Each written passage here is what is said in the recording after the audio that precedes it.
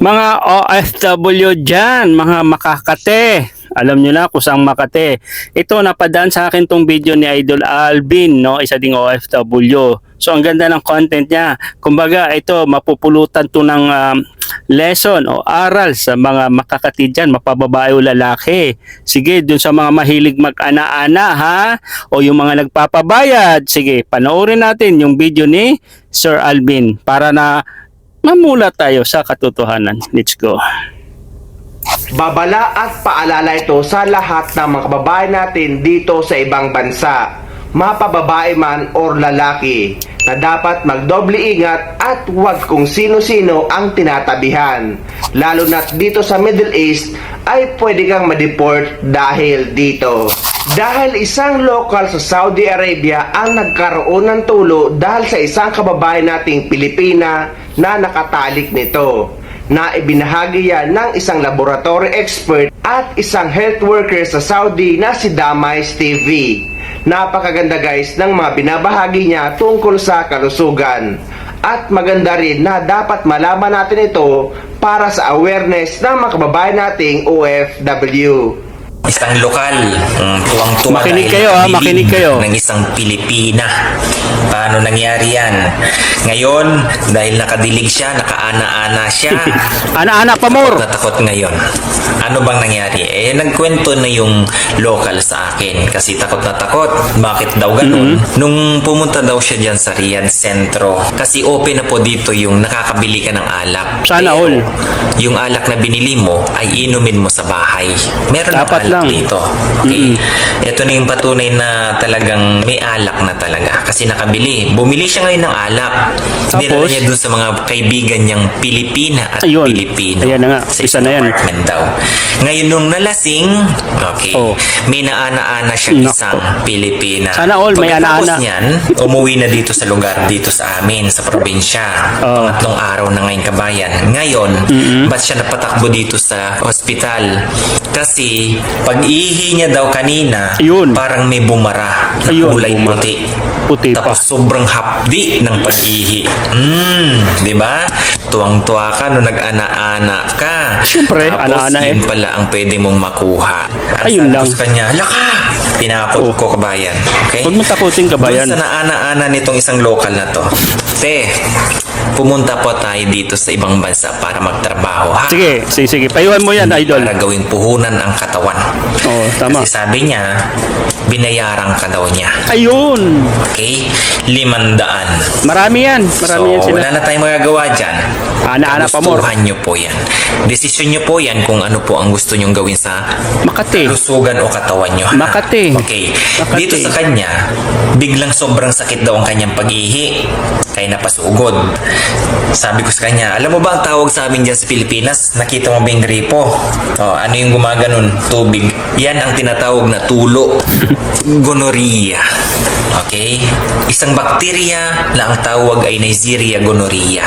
Pwedeng makuha yan sa Ana-ana. talik ng kung ano man yan sa vajiji, sa anus o kaya sa oral. Pwedeng may transmit po yan. Tama. Sa kanya, okay, syempre, sumut. Nag 3 Ayun, points na-shoot. itong local na to. Naku, 3 points. Alam Sana mo, all. to lang, itong pasyente na to, 21 years old. Bata pa. Dinidemo niya pa ang ginawa niya sa Pilipina, kabayan. Naks. Which is hindi maganda sa akin. Wala akong magawa. Nakikinig lang din ako kasi Oo nga naman. kwento. Libre. Itong local. Libre marites Tinatapos eh. ko muna siya magkwento.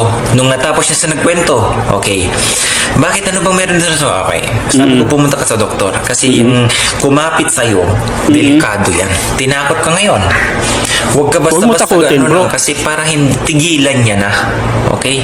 Doon sa ating mga kababayan din naman yun, ingat po kayo ha. Huwag kung sino-sino ang mga partner na umaano sa inyo. Ayan, nagpa-test siya ng mga virus, hindi po ba? Sabi ko, hindi pa yan lalabas.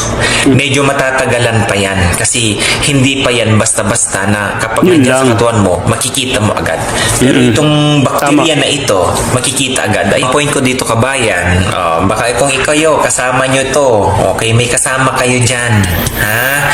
Na kung sino-sino ang Ana-ana. gumagalaw sa kanila. Tapos kayo, nung nalasing, ayan. Ana-ana. Dahil sa kasabikan, tawag ng laman, nagtanim ka, nag-ana-ana ka. Na 3 Ngayon, points. nakapitan ka ngayon ng sakit. Oo, nagagamot to kabayan.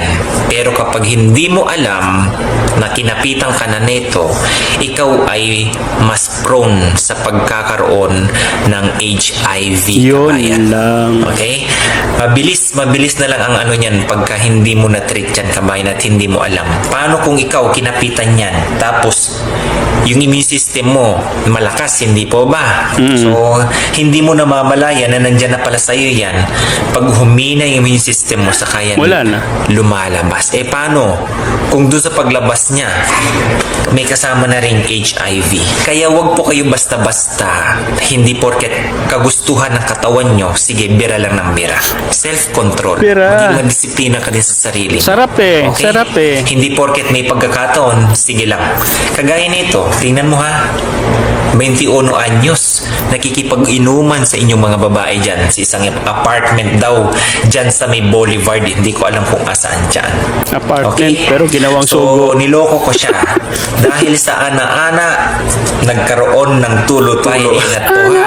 Kahit andyan sa atin sa Pilipinas, hindi nyo po alam kung yung tao na yan ay carrier po siya ng bakterya na ito. Okay? Lalo na kung siya, malakas ang kanyang immune system at meron siya nito, dala-dala niya, carrier siya kasi. Okay?